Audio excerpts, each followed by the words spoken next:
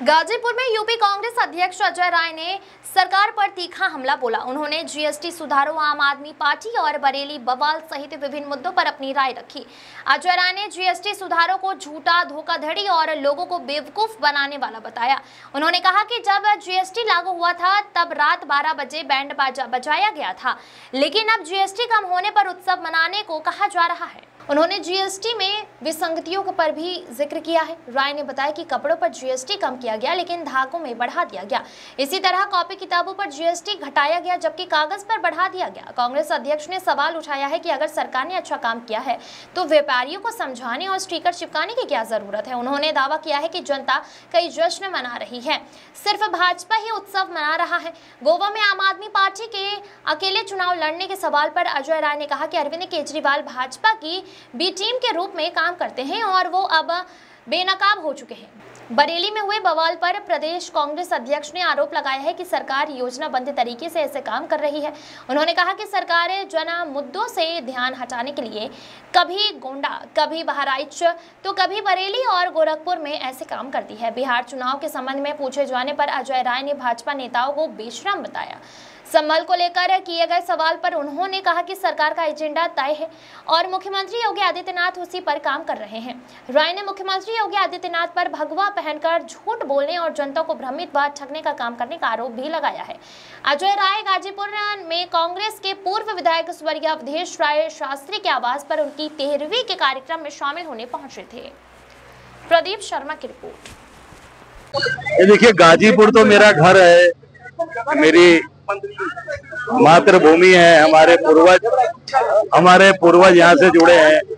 हमारा गांव मलसा है, तो हमारा तो यहाँ से लगाव है, अपनापन, इस मिट्टी से प्यार है, बाप दादाओं की धरती है। तो गाजीपुर से मेरा व्यक्तिगत लगाव है।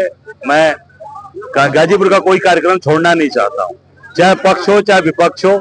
मेरे लिए एक परिवार की तरह है, मैं परिवार के साथ खड़ा रहता हूँ। और आज तो हमारे परिवार के, हम सब के परिवार के विधायक रहे अवधेश शास्त्री जी की आज उनकी तिरोदशा है।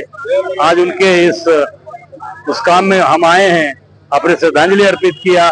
उस परिवार के साथ अपनी वचनबद्धता और अपने उस परिवार के साथ फाउंडेशन कि हम इस परिवार के साथ खड़े हैं, हमारा परिवार उस परिवार के बीच आए हैं, शोक संवेदना प्रकट किया।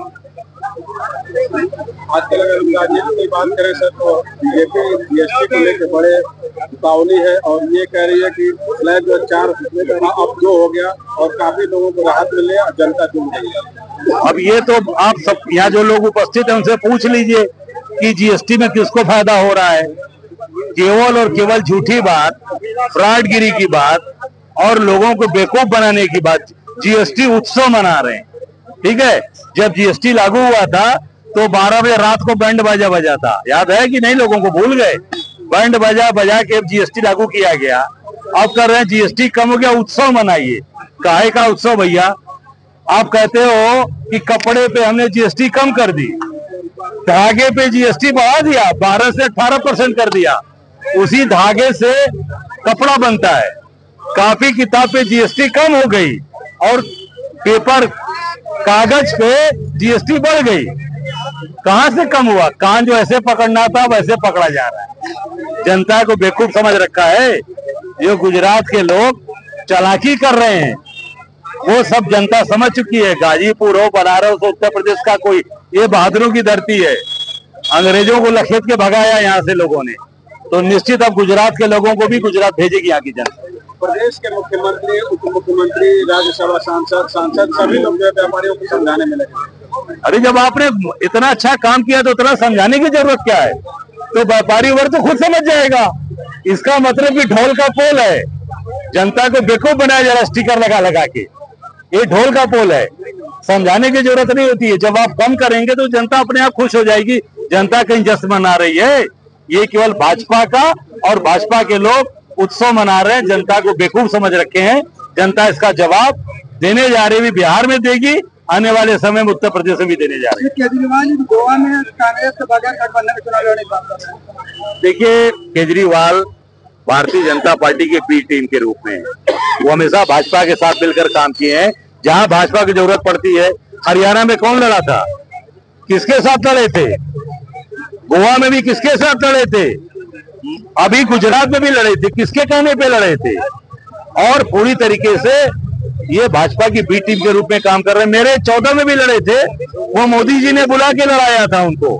अब क्योंकि ध्रुवीकरण के लिए पूरी तरीके से एक्सपोज हो चुके हैं कि भाजपा की बी टीम के रूप में केजरीवाल काम कर रहे हैं। बरेली में जिस तरीके से घटना सामने आई और की कार्रवाई में क्या होता है? देखिए, ये पूरी तरीके से सरकार की योजनाबद्ध तरीके से काम कराया गया और सरकार जानबूझ के अपनी महंगाई, बेरोजगारी, भ्रष्टाचार और कानून व्यवस्था को दबाने के लिए ये जानबूझकर करा रही है। कभी बरेली कराती है, कभी बहराइच कराती है, कभी गोड्डा कराती है, कभी गोरखपुर कराती है। इनका काम है।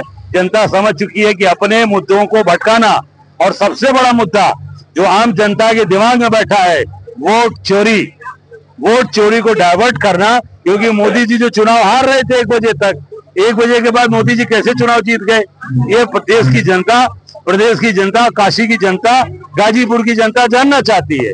इसको डाइवर्ट करने के लिए ये तरह तरह के हथकंडे अपना रहे हैं, पर जनता समझ चुकी है।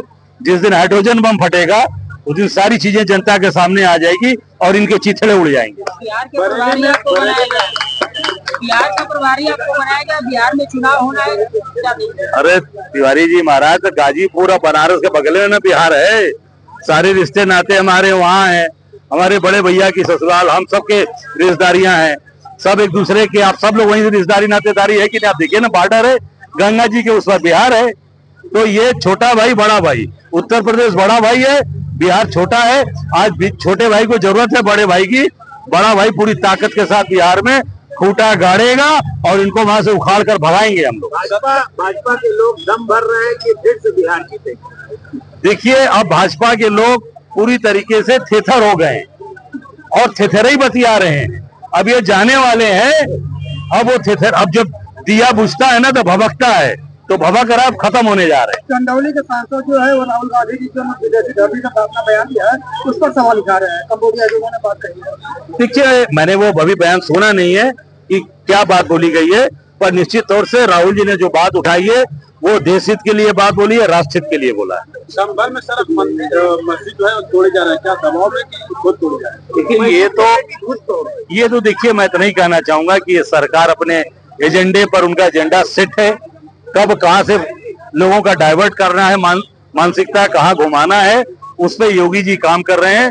और पूरी तरीके से गेरुआ पहनकर आज पूरी तरीके से वो झूठ बोलते हैं, जनता को भ्रमित करते हैं, जनता को ठगने का काम कर रहे हैं। बरेली में आप लोगों को यानी विपक्ष को जाने नहीं दिया जाएगा?